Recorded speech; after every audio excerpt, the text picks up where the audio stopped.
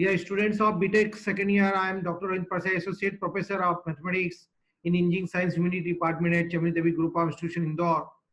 I welcome to all of you for the 8th lecture on Unit 2 of Mathematics 3. After 5 minutes, we start our lecture. 17 क्या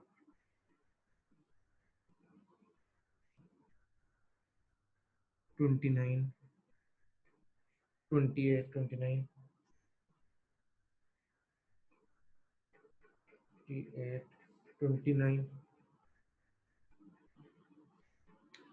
18 19 18 19 53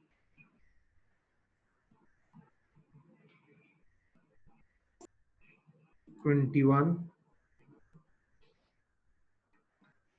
17। हाँ ले लिया बेटा, मैंने कर लिया, ऐड कर लिया आपका। Sir okay. 56 57 57 21 हो गया है।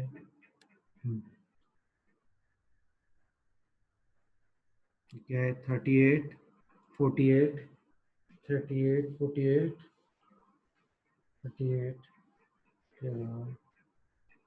48 के बाद 34 and 7 and 34 7 and 34 ये रहा Mukesh.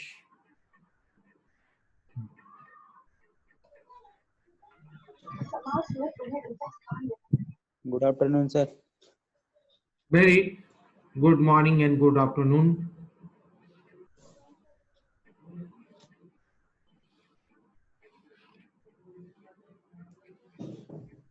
Roll number 31.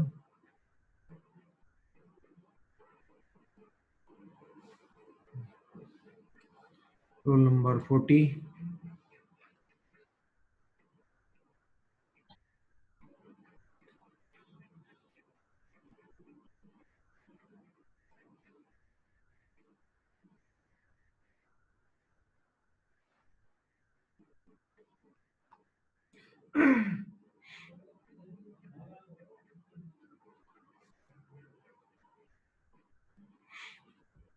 $33.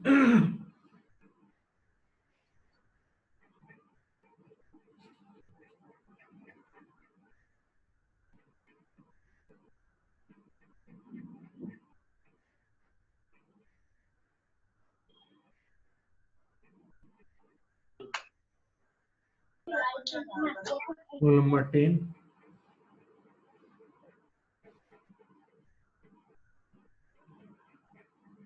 Roll number 10.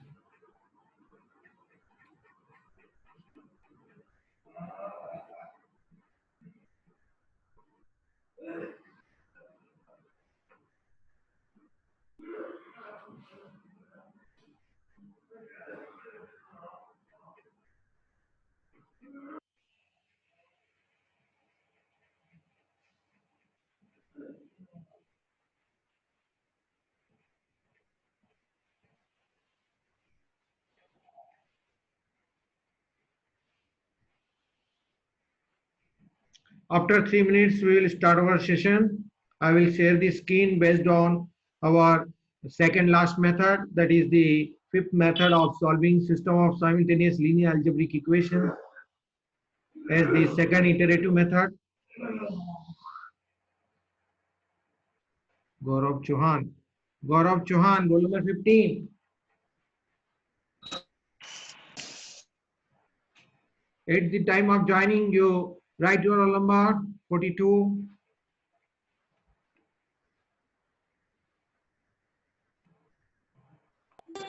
Sir 33 लगाना सर, सबकी भी एब्सेंट लगी हुई है। क्या सर रोल नंबर 33 लगा दी बेटा, मैंने मेरे पास लगा ली। सर मगर रोल नंबर 7 कल तो आया नहीं था मेरे को, झूठ मत बोले। अखन कल नहीं था, मैंने पूरा ध्यान दिया था। प्रेजेंट था सर। विशाल 4। सर रोल नंबर 42 सर अभी ज्वाइन हुआ। 42 तुम्हारा आज की डेट में लग गया है बेटा, मैंने मार्क कर लिया है। गौरव चौहान सर 30 7 दो, गौरव चौहान 2 हैं क्या क्लास में? सर 19 लग गया। लग गई है बेटा। गौरव चौहान 2 हैं क्या आपकी क्लास में? देखता हूं मैं लिस्ट में। गौरव चौहान एक है। सर 49। लगा दिया बेटा, लगा दिया। गौरव चौहान 2 सर एक सर रोल एक ही ज्वाइन करो रे गौरव चौहान, दो दो क्यों ज्वाइन कर रहे हो? सर 10 दो नाम शो नहीं होना चाहिए बेटा मेरे पास, एक समय में एक ही नाम शो होना चाहिए। 36 रोल नंबर। लगा दिया बेटे। मैं अटेंडेंस लेके आपको एडमिट कर रहा हूं। बीच में उन्हीं को अलाउ करता हूं जो लोग बाहर हो जाते हैं कुछ कारणवश इंटरनेट कनेक्टिविटी से, या जो लोग बहुत ज्यादा लेट हो जा रहे हैं, 20-20 मिनट लेट आ रहे हैं।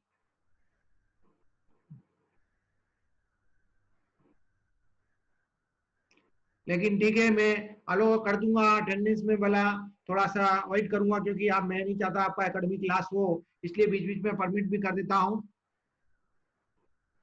ये क्या बात है भाई गौरव?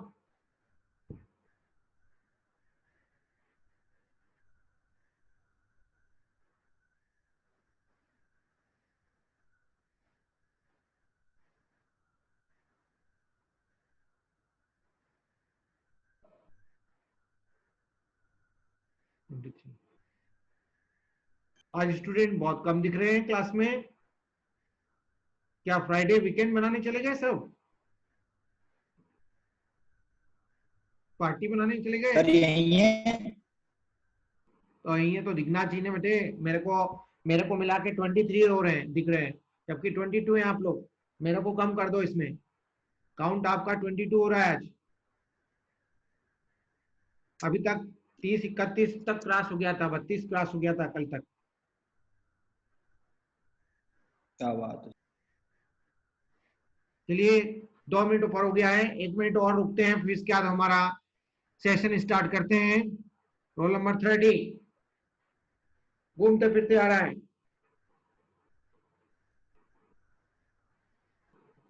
Okay.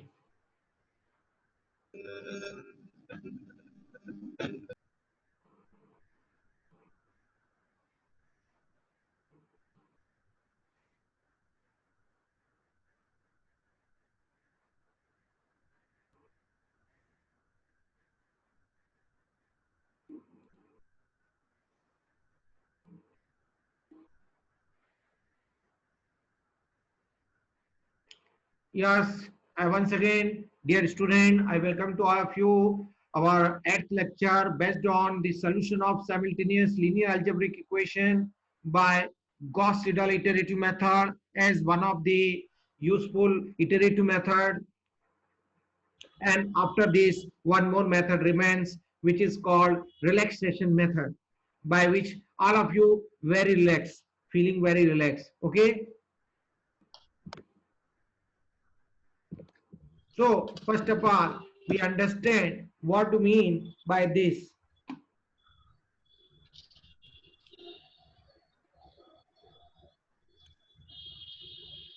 So let us imagine a system of equation. So first of all, you note down one thing. It is just a modification of Gauss-Jacobi method. कल हमने जो गॉस की जेकोबी मेथड पढ़ी थी, उसी में ये गॉस ने और सीडल के साथ मिलके कुछ मॉडिफिकेशन किया है, जिससे आपका ये मेथड काफी इफिशिएंट हो गया है और बहुत कम टाइम में इस कंपेयर टू प्रीवियस मेथड हमें फाइनल आंसर प्रॉब्लम का मिल जाता है। मतलब लेस नंबर ऑफ इटरेशन में हमको आंसर मिल जाता है। तो वो क्या करेक्शन किया है जरा हम देखना चाहते हैं, इसलिए हम एक कंसीडर कर रहे हैं कि एग्जांपल एक जनरल प्रॉब्लम जिसको अपन मेथड बोल रहे हैं, आपको समझा रहे हैं मेथड के फॉर्म में। ये हमारा पहला इक्वेशन है जिसमें सारे अननोन्स लेफ्ट साइड में है, नोन वैल्यू को राइट हैंड साइड में रखा है। ये पहले पार्ट में भी, दूसरे पार्ट में भी और तीसरे पार्ट में भी, इन तीनों को मिला के हमारे पास एक सिस्टम है। सिस्टम किसको बोलते हैं? जिसमें एक से ज्यादा मेंबर होते हैं उसको सिस्टम बोलते हैं या फैमिली बोलते हैं। तो ये हमारे पास एक family of linear algebraic equation है जिसको हमें सॉल्व करने की हमारी अगली इंपॉर्टेंट जो method second method iterative method है उसको हमें समझना है। तो उसके लिए सबसे पहले ये स्टेप है कि इस तरह से आपको प्रॉब्लम को सेटअप करना होगा। फिर इसके बाद हम दूसरी स्टेप पे आ रहे हैं।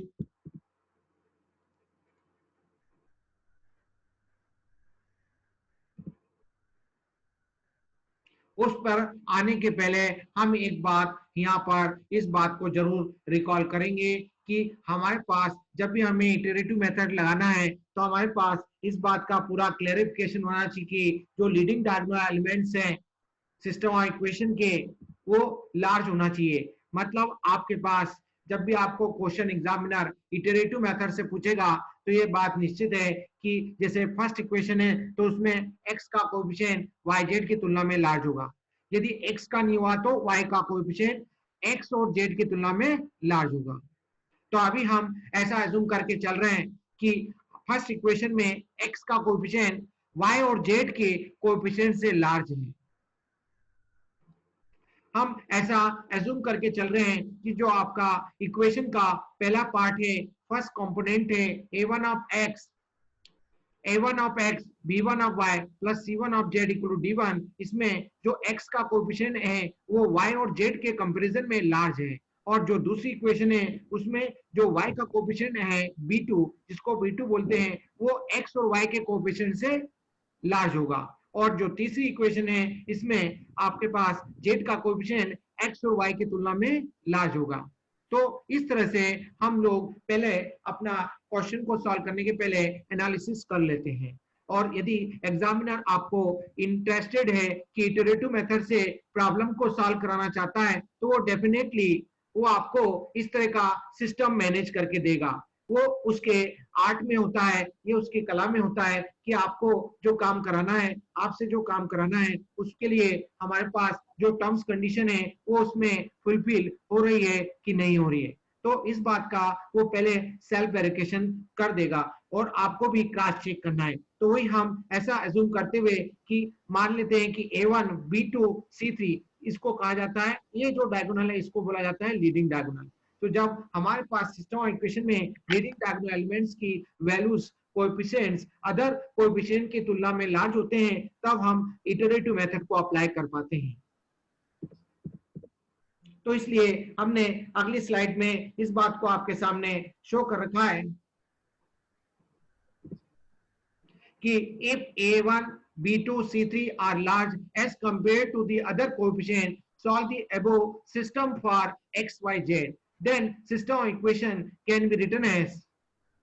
तो हम चूंकि पहली इक्वेशन में पहले पार्ट में x का कोएफिशिएंट y और z की तुलना में लार्ज था इसलिए अपन ने x की वैल्यू निकाल ली।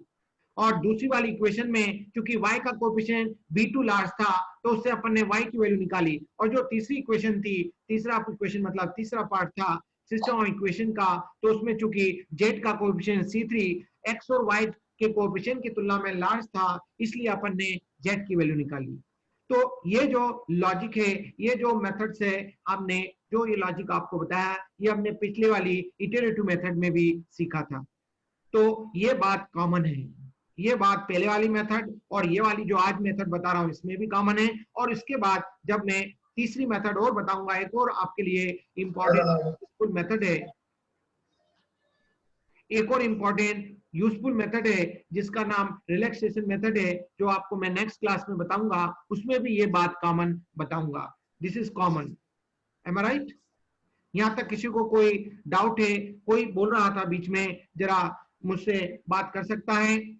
माइक को मैंने अनम्यूट किया नहीं है अभी, ठीक है? तो आप लोग मुझसे डिस्कशन कर सकते हैं। इस स्टेप तक आने में कोई भी नया बच्चा हो, आज पहली बार क्लास में ज्वाइन किया है, वो भी बात को कंफ्यूजन को क्लियर कर सकता है। तो ये हमारे इटरेटिव मेथड को से सॉल्व करने की ये सबसे पहले दूसरी इंपॉर्टेंट स्टेप जिसको आप बोल सकते हैं। पहले स्टेप में सिस्टमैटिक्स अरेंज करना है और दूसरी स्टेप में आपके पास पहले वाले में यदि x का कोएफिशिएंट लार्ज है तो x की वैल्यू निकालना, दूसरे वाले में y का कोएफिशिएंट लार्ज है तो y का निकालना वैल्यू, तीसरे वाले में z का कोएफिशिएंट लार्ज है तो z की वैल्यू निकालना। आप बोलिए, कोई और क्वेश्चन किसी के दिमाग में है? No sir. क्लियर है सब कुछ? श्रेयांश, चलिए हम आगे बढ़ते हैं। अब जो भी चेंज होगा इस स्टेप के बाद चेंज है,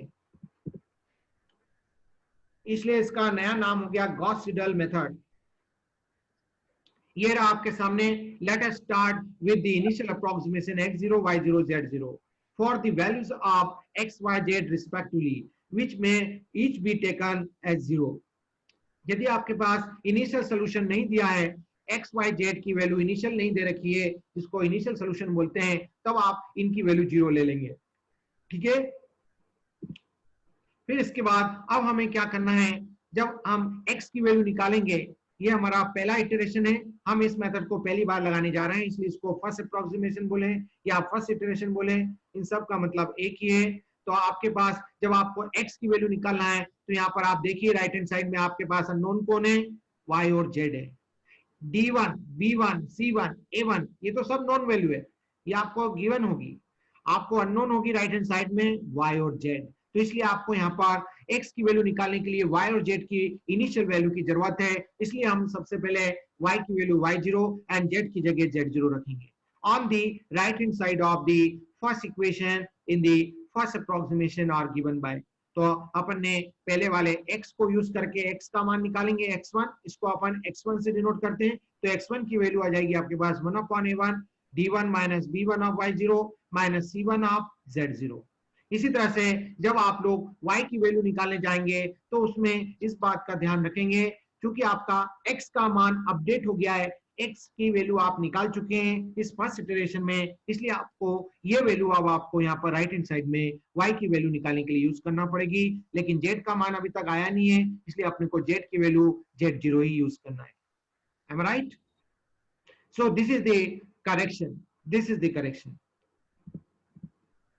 So that's why I'm saying you that putting x equal to x1 and z equal to z0 in the second equation of equation 2.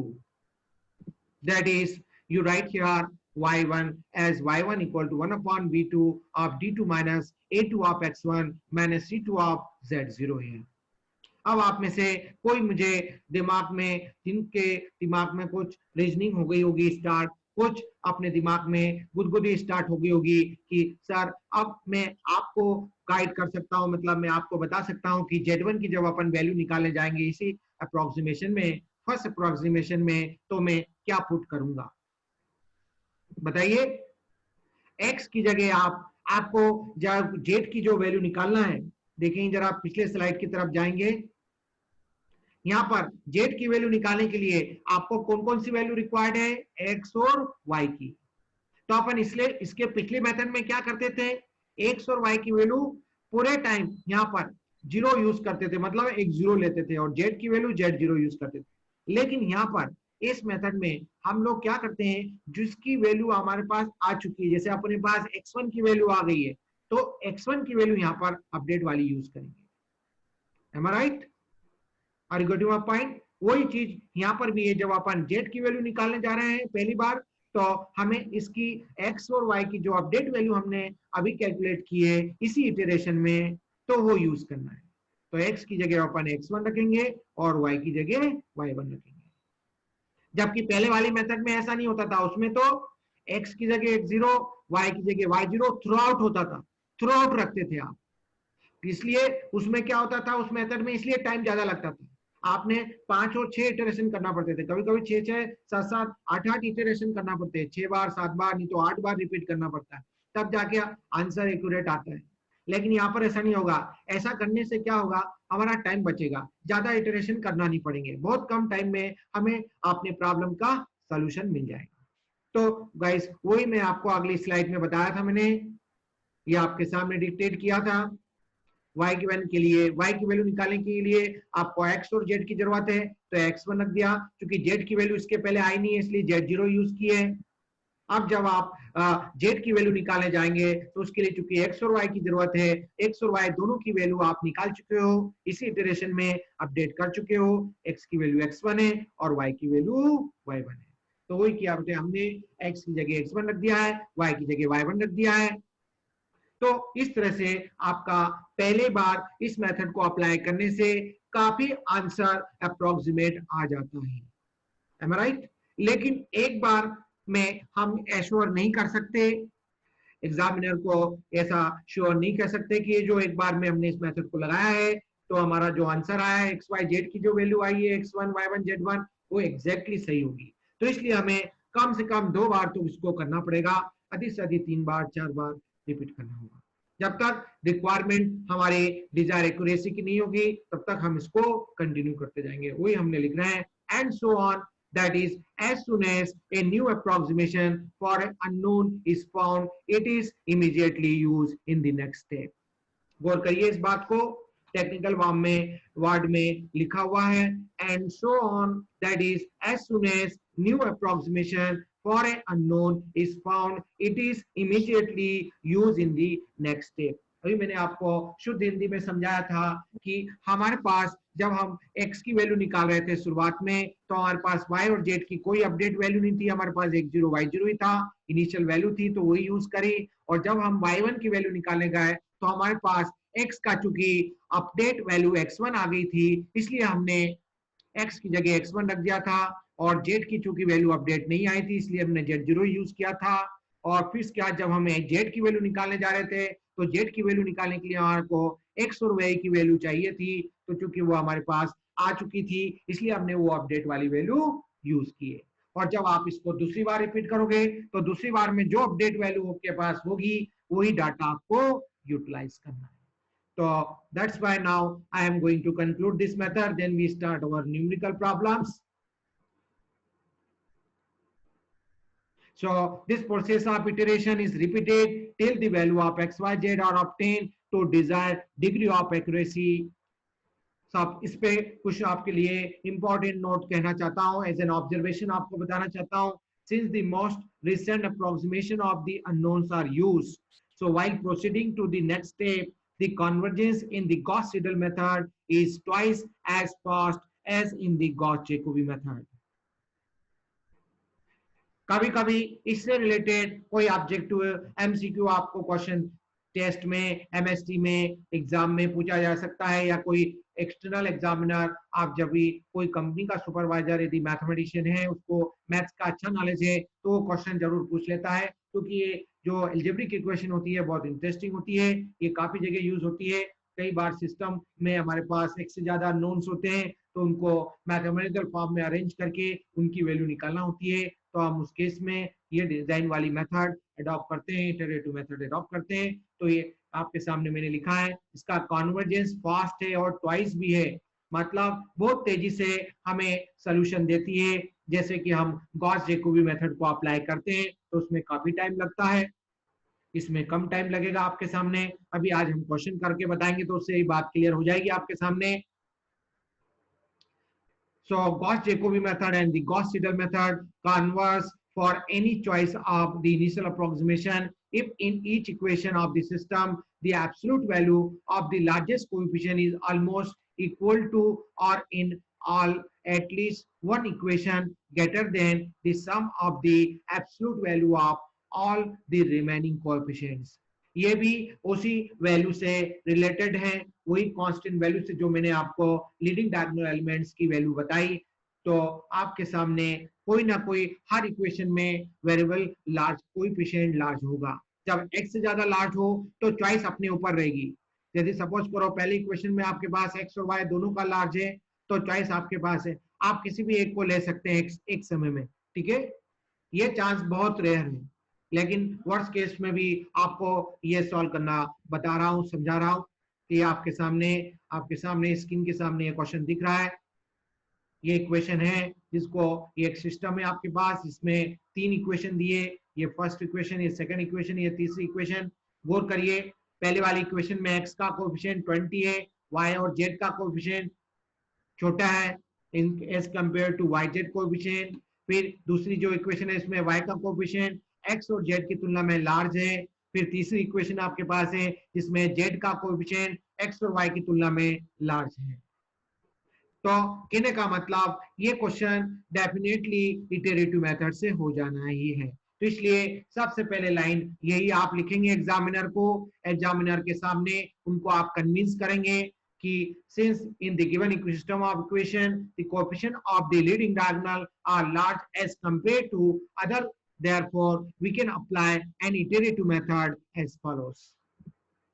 क्योंकि हमें ये क्वेश्चन गॉस सीडल से करना है, इसलिए हम लोग गॉस सीडल की मेथड को यूज करेंगे।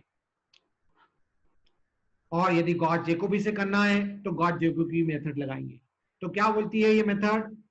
ये मेथड बोलती है क्योंकि पहले इक्वेशन में x का कोएफिशिएंट लार्ज है तो इससे x का मान निकालो, दूसरे में y का कोएफिशिएंट लार्ज है तो y का मान निकालो, तीसरे में z का कोएफिशिएंट लार्ज है तो z का मान निकालो।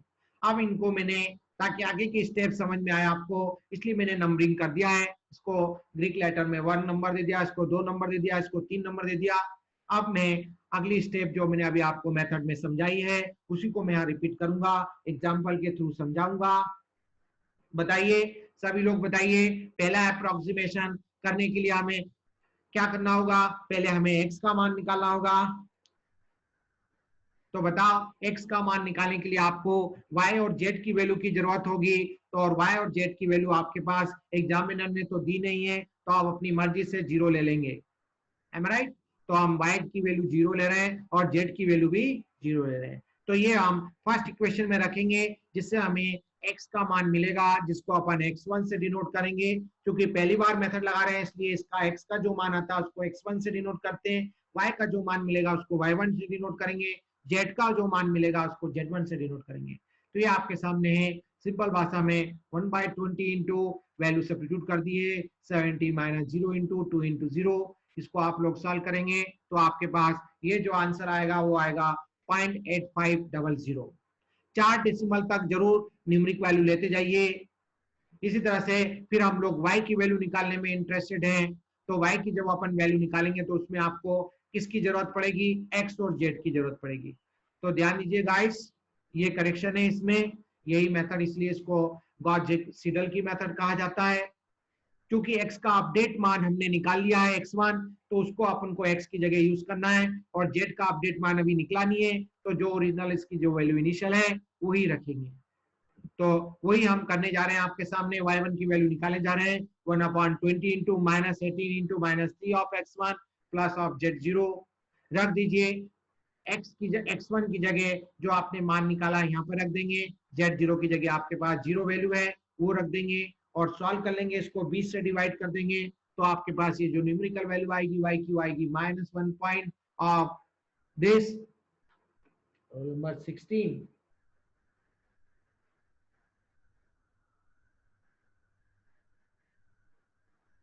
जी, अब आपके अगली स्टेप में आप बताएंगे मुझे, आप खुद भी बता सकते हैं, एक्सप्लेन कर सकते हैं। अब हम z की वैल्यू निकालेंगे, तो z की वैल्यू निकालने के लिए आपको x और y की वैल्यू की रिक्वायरमेंट होगी, और चूंकि हमने x और y की वैल्यू इस इटरेशन में ऑलरेडी अपडेट कर दी है, निकाल ली है, 0 से अपडेट कर दी है, इसलिए आप लोग ये अपडेट करा हुआ मान यूज करेंगे।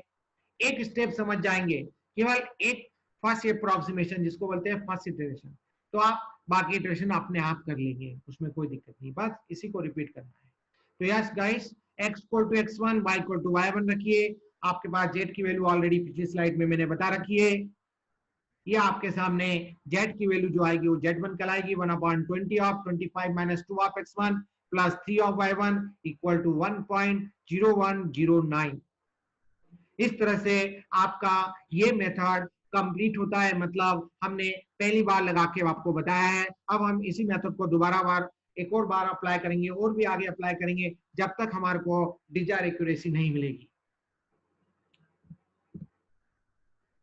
तो जब दोबारा लगाते हैं तो इसको क्या कहा जाता है टेक्निकल भाषा में? इसके लिए टेक्निकल वर्ड यूज किया जाता है सेकंड अप्रोक्सीमेशन या सेकंड इटरेशन, बोलो एक ही बात है।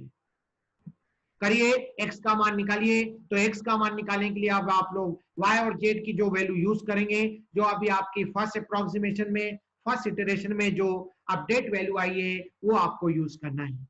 यही इसका ऑब्जेक्टिव है इस मेथड का। तो जो x की वैल्यू मिलेगी उसको अपन x2 से डिनोट करेंगे, क्योंकि दूसरी बार निकाल रहे हैं ना हम x का मान, इसलिए इसको अपन x2 से डिनोट करेंगे। और राइट हैंड साइड में आपको y1 और z1 की जरूरत है, तो ये वैल्यू आपने यूज कर ली। इसी तरह से आप y2 की वैल्यू निकालने के लिए आप अब जो आप मान यूज करेंगे, अब आप जो वैल्यू यूज करेंगे वो x2 यूज करेंगे, क्योंकि इसी इटरेशन में x का मान आपका अपडेट हो गया है जो कि x2 हो गया है, इसको आपको यूज करना है। लेकिन z का मान अभी अपडेट नहीं हुआ है, अभी z1 ही है, तो z1 ही यूज करेंगे। इसलिए 2 बार जरूर समझ लीजिए इस बात को, तो तीसरी बार अपने आप कर लेंगे, चौथी बार आप अपने आप कर लेंगे। तो वही हम कहने जा रहे हैं, y2 का मान निकालने के लिए अपन ने x1 यूज नहीं किया, अपन ने x2 यूज किया है। क्यों x2 यूज किया है श्रेयांश? क्योंकि x का मान अभी जस्ट और अपडेट हुआ है, इसलिए। Shreyansh, M I right? Yes, sir. ऐसा कभी कई लोगों के माइंड में क्वेश्चन हो सकता है कि सर आप यहाँ पर y का मान जब सेकंड बार निकाल रहे हो तो x1 क्यों नहीं यूज कर रहे हो? मैंने कहा है आपको, मेथड क्या बोलती है कि जो भी अपडेट मान आपका आएगा उसको यूटिलाइज करना है, तभी आपका अपडेशन होगा, कम समय में जल्दी से जल्दी आंसर मिले।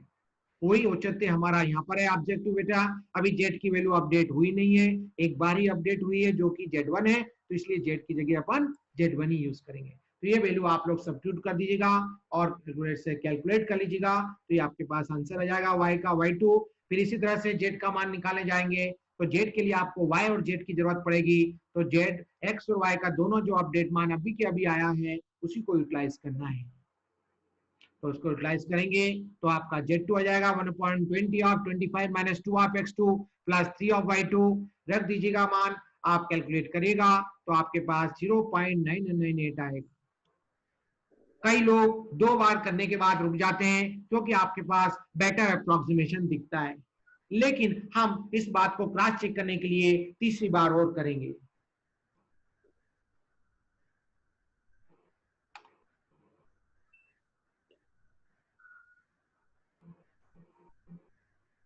बताओ, अब x का मान जब आप तीसरी बार निकाले जाओगे तो उसको किससे डिनोट करोगे? बताओ X3. कोई भी। x3 से, एम राइट? तो ये आपके सामने x3 डिफाइन हो रहा है, x3 का फार्मूला आ रहा है। क्या मॉडिफाई होगा बेटे? y और z की वैल्यू कौन सी वाली यूज करेंगे? आप ये अपडेट वाली यूज करेंगे। ऐसा पिछली वाली मेथड में नहीं होता था, वहां पे तो 000 ही यूज होता था, ठीक है? इसलिए वहां ज्यादा टाइम लगता था, इसलिए यहाँ पर टाइम कम लग रहा है क्योंकि अपन अपडेट वाली वैल्यू यूज कर रहे हैं। ऐसा कौन ने कहा हमें? ऐसा गॉस जैकोबी ने बोला है, गॉस सीडल ने बोला है, इसलिए हम ऐसा कर रहे हैं। अब देखिए, आप आपके सामने क्लियर कट है डाटा, ये देखो अपने आप अप्रोक्सीमेट हो गया, राउंड अप हो गया, एक्स का मान राउंड अप हो गया, अपने आप 1 के पास आ गया। इसका मतलब अब आप रुक सकते हो, इसके बाद करने की कोई जरूरत नहीं है। तो जनाब अब आप लोग y का मान निकाल के बताइए, फटाफट करिए। y का मान कैसे निकलेगा? x3 आप x का अपडेट वाला वैल्यू यूज करेंगे और z का पिछले वाला वैल्यू यूज करेंगे, क्योंकि अभी z अपडेट हुआ नहीं है, इस बार होगा। Am right? तो ये आप देखिए, ये भी आपके सामने देखिए, राउंड अप होके फाइनल होने वाला है। y का वैल्यू भी फाइनल हो गया आपके सामने -1, x का फाइनल हो गया 1 और z का और अभी आपके सामने फाइनल हो जाएगा। ये देखिए जनाब, सो 1/20 into 25 minus 2, बहुत इंटरेस्टिंग मेथड है। सो -2 ऑफ x3 प्लस y3। देखिए जनाब, आपने x और y का कौन सा वैल्यू यूज किया है? अपडेट वाला। अपडेट, इसने अपने आप ऑटोमेटिकली z की वैल्यू भी अपडेट कर दी। तो ये आपका इस मेथड से क्वेश्चन कंप्लीट। वही हम अगले स्टेप में आपके सामने डिक्टेट कर रहे हैं। इस बात को किसी को कोई समझने में डाउट हो तो पूछ लीजिए, कुछ सेकंड का टाइम बचा है। Hence the value are in second and third approximation being practically the same. Now we can stop. The final solution is x equal to 1, y equal to -1 and z equal to 1. Therefore, we see that the convergence is quite fast in Gauss-Seidel method as compared to Gauss-Jacobi method. जो मैंने आपको पहले note बताया था उसके बारे में मैं आपको प्रैक्टिकली कंक्लूड कर रहा हूं। अभी क्वेश्चन सॉल्व करके ये बात समझा दी है मैंने। Thank you very much to all of you. फिर से आ रहा हूं बैक साइड में थैंक यू बोल के। किसी को कोई स्टेप में डाउट है तो कुछ सेकंड जो भी बचा हुआ उसमें क्वेश्चन अराइज कर सकता है, पूछ सकता है। हुआ क्लियर सभी को? आज का मेथड। बस अब आज घर पे बैठ के आप लोग और प्रैक्टिस कर लीजिए, 3-4 क्वेश्चन अपने आप ये सॉलिड हो जाएगी, मेथड आपके दिमाग में बैठ जाएगी। कभी कोई भी एग्जामिनर आपको कुछ तरह का भी क्वेश्चन पूछता है इस मेथड पर, आप कर सकेंगे। You are in that position to solve the problem. अब हम नेक्स्ट क्लास में एक मेथड और हमें इस यूनिट में सीखना है, वो भी एक इटरेटिव मेथड है। उसका प्रोसीजर भी बिल्कुल डिफरेंट है, अभी तक कहीं भी आपने देखने को नहीं मिला है। बिल्कुल अलग टाइप का अप्रोच होगा प्रॉब्लम सॉल्व करने का, जिसको मैं आपको स्टेप बाय स्टेप ही समझाऊंगा, जो कि बुक में आपको समझ में नहीं आएगी, ऑनलाइन भी समझ में नहीं आएगी। ठीक है, वो आपको डायरेक्ट प्रैक्टिकली ऑनलाइन क्लास मेरी अटेंड करोगे तो समझ में आएगी आपको। ओके बेटे, wish you all the best for your bright future.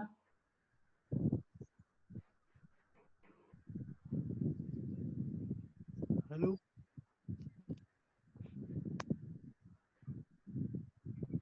Total हमारे पास फाइनली 27 स्टूडेंट रहे आज की क्लास में प्रेजेंट। सर रोल नंबर 16 का लगा कि नहीं? 16 का देख लेता हूँ बेटे। हाँ लगा है बेटे। और किसी को sir attendance roll number 4 doubt है तो पूछ लीजिए जल्दी से। सर रोल नंबर 4 ओके, और तुम्हारा ठीक है बेटे। Sir roll number 10 roll number 1 भी आया क्या? आर्ची है जयसवाल बीच में नहीं है? Yes sir roll number 10 10 sir 49 49 हो गया बेटे। 49 भी हो गया है। 7 हो गया है। अर्पित वर्मा तुम्हारा हो गया है बेटे अटेंडेंस। सर 5 बोलिए।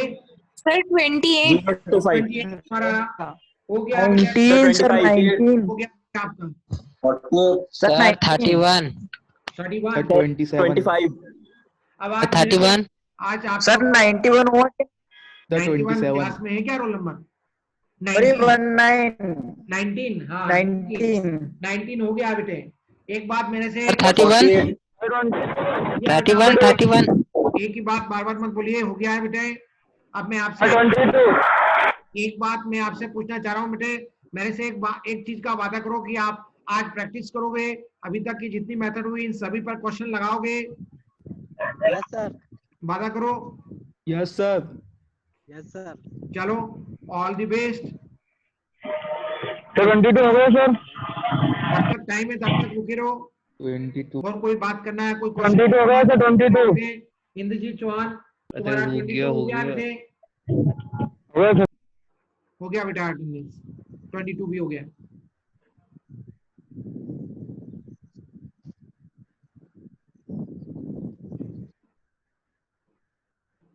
और बोलिए, और किसी को कोई दिमाग में क्यूरी है? जब तक हम ऑनलाइन जुड़े हुए हैं पूछते रहिए। हाँ कोई डाउट हो तो पूछ लीजिए बेटे। हाँ बोलिए बेटे, कहिए। कोई डाउट नहीं है। अच्छी बात है बेटे। बस मेरा एक बात मान लो बेटा कि रिवीजन कर लो, ठीक है? आज और प्रैक्टिस कर लो इस मेथड पे क्वेश्चन, और कल की मेथड पे भी करना, तो आपको खुद अंतर समझ में आ जाएगा। जितना भी मैंने डिक्टेशन लिखा है वो आपको अपने आप समझ में आ जाएगा, जो आपको एज ए ऑब्जेक्टिव क्वेश्चन में पूछा जा सकता है, ठीक है? के फॉर्म में ये है क्या? कोई भी कॉम्पिटिटर, कोई भी आपका प्लेसमेंट ऑफिसर भी पूछ सकता है आपसे इसके बारे में क्वेश्चन, क्योंकि कुछ इंजीनियर ऐसे होते हैं जिनका मैथमेटिक्स भी स्ट्रांग होता है, तो वो लोग अक्सर इस तरह के M3 पे क्वेश्चन जरूर पूछते हैं। M1 M2 थोड़ा वॉशअप हो जाता है दिमाग से, लेकिन M3 थोड़ा ध्यान रहता है उनको। 1 मिनट का टाइम रहा है हमारे आज की क्लास के लिए। और बोलिए, और कोई सजेशन चाहिए?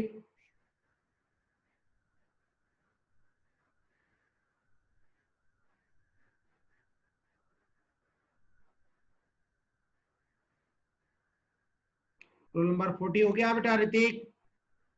16 का भी हो गया है, 15 का भी हो गया है, 21 भी हो गया है, 34 भी हो गया है। कल का बेटा ध्यान रखो, क्लास में नहीं हो और अटेंडेंस मांगोगे, ये गलत बात है, प्रैक्टिकली सही नहीं है। हाँ, कोई तुम्हारा विशेष रीजन हो तो कोई स्पेशल परमिशन आप HOD सर के थ्रू मेरे को फॉरवर्ड करोगे।